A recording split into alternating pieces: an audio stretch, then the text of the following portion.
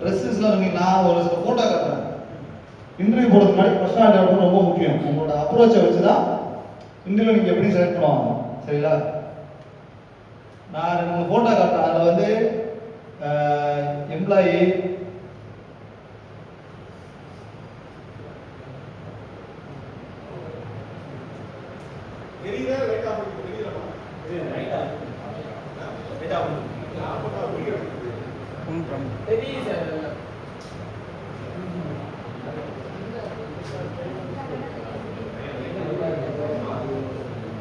நான் ஒரு சில போட்டோ காட்டுறேன்.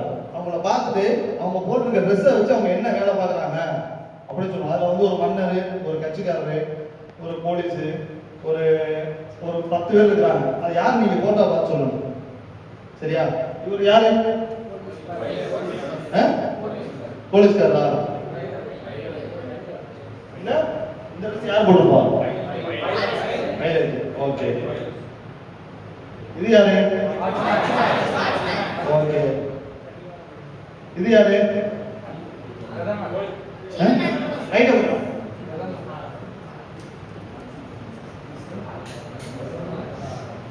இது யாரு?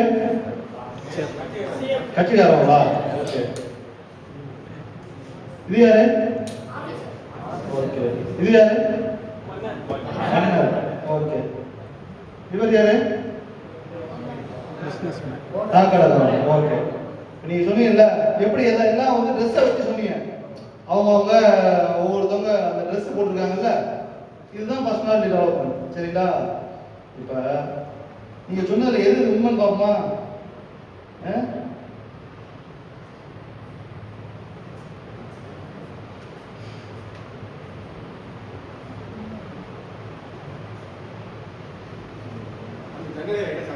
இவர் வந்து டிரைவர், போலீஸ் கிடையாது.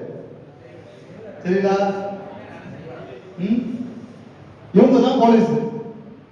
சூடான்ல போலீஸ் இப்படிதான் இருக்காங்க. என்ன பண்றது? போலீஸ். சரிங்களா? இவங்க நர்ஸ்.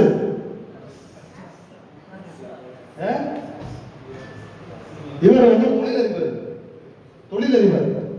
எவ்வளவு சொத்து இருக்கு அவருக்கு? சரிங்களா? இவர் தான் மன்னர். அது சார்ஜாவோட மன்னர் இவர். இவர் வந்து துபாயோட பினான்ஸ் மினிஸ்டர். இவர் வந்து ஒரு திருடன். கடைசியா யாரு? நாக்கணக்கான்னு சொன்னீங்களா? அவர் வந்து ஒரு திருடன். சரிங்களா? அவர் வந்து இந்தியாவில் ஏமாத்துறது தான் நியூஸ் படிக்கணும். நியூஸ் படிக்காம யாரு தெரியுது? அவரு நீரவ் மோடி. 11,000 கோடி ஒரு பேங்க்ல ஏமாத்தி போனவர். ஆனா நீங்க ட்ரெஸ்ஸை பார்த்து என்ன சொன்னீங்க எல்லாரும்? அப்ப ஒரு ட்ரெஸ்ஸை வச்சு என்ன தெரியுது? அவங்களோட பர்சனாலிட்டி, அவங்களோட உள்ள என்னங்கிறது தெரியாது. ஆனா அவங்க ட்ரெஸ் என்ன பண்ணுது? ஒருத்தர் ஒரு பர்சனாலிட்டி சொல்லுதா? நம்ம எங்கேயாவது இன்டர்வியூ போகணும், எப்படி போகணும்? இப்போ நான் இங்கே வரும்போது ஏன் இப்படி போட்டு வரேன்? நான் நார்மலாக ஊரில் வேட்டி தான் கட்டிட்டு இருப்பேன். ஏன் இங்கே வந்து இப்படி வந்திருக்கேன் சொல்லுங்க. அது அப்படிதான் நீங்க என்ன மதிப்பீங்க. நான் வேட்டி கட்டிக்கிட்டு தூக்கி கட்டிட்டு கச்சை கட்டிக்கிட்டு வந்தா எப்படி இருக்கு? நான் சொன்னா நீங்க கேட்பீங்களா? அப்ப நீங்க வெளியில இன்டர்வியூ போகும்போது எப்படி போகணும்? பர்ஃபெக்டா ட்ரெஸ் எல்லாம் பர்ஃபெக்ட் பண்ணி டக்கிங் பண்ணி வாட்ச் கட்டிக்கிட்டு. எதுக்காக வாட்ச் கட்டுற பழக்கம்? Time management. ஒரு விஷயத்தை கரெக்டாக முடிக்கணும்னா டைம் மேனேஜ்மெண்ட். எதுக்காக இருந்தது காரணம் தெரியுமா? நீங்க கரெக்டா போற இடத்துல, வேலைக்கு போற இடத்துல நீங்க வேலைக்கு போகணும், பர்ஃபெக்டா போகணும். ஏசி மெக்கானிக் சாதாரண கிடையாது. உங்களுக்கு பெரிய பொறுப்பு இருக்குது. உங்களுக்கு எங்க வேலை கிடைக்குது தெரியுமா? பெரிய பெரிய மால்ல. துபாயில டிமாண்டான வேலை அவங்களுக்கு தான். நாங்கள் ரூம்ல இருக்கும்போது வேலை செஞ்ச இடம் 3 நாள் ஆகும் ஆள் வரதுக்கு. அவ்வளோ டிமாண்டான வேலைக்கு நீங்க படிக்கிறீங்க. சாதாரண வேலை கிடையாது. நீங்க நினைக்கலாம் ஏசி மெக்கானிக் என்ன அப்படின்னு.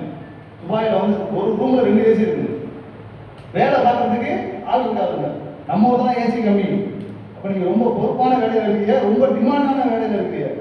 நீங்க எந்த அளவுக்கு இந்த தொழிலை கத்துக்கிட்டு செய்றீங்களோ உங்களுக்கு வந்து அந்த அளவுக்கு பெனிஃபிட் இருக்கு. சரிங்களா? உங்களுக்கு வந்து அறிவை வளர்த்துக்கிறது ஒரு ஐடியா சொல்லுவா. உங்களுக்கு ஒரு விஷயம் தெரியலன்னா எப்படி உங்க அறிவை வளர்த்துக்கிறது? உங்களுக்கு ஒரு ஐடியா, உங்களுக்கு தெரிஞ்ச ஐடியா சொல்லுவா. நம்மளோட அறிவை எப்படி வளர்த்து, எந்தெந்த வழியில வளர்த்துக்கணும்?